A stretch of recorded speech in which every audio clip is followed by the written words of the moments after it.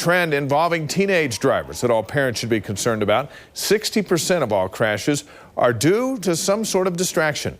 In fact, in the past 5 years, more than 5,000 people have died in crashes involving teenagers.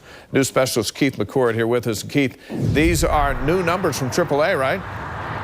Yeah, the AAA Foundation just released results of its latest study as a follow-up to an 8-year research project where they put cameras inside of the cars of teenagers between the ages of 16 and 19. And as you'll see, they're often not paying attention to the road ahead. It's actually frightening to watch. A few seconds of not watching the road.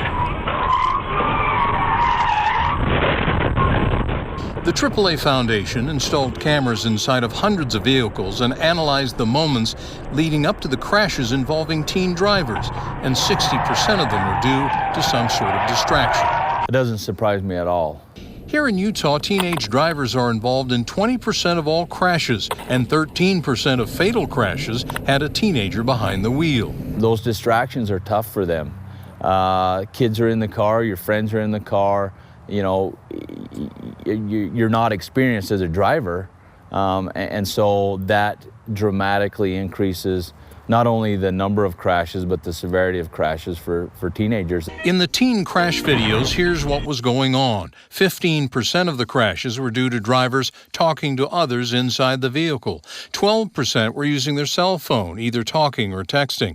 11% were attending to or looking at something inside of the vehicle. These new stats come just as we're beginning the 100 deadliest days on our highways. So far this year, 94 people have died on Utah's roads, with 4 this past Memorial Day weekend.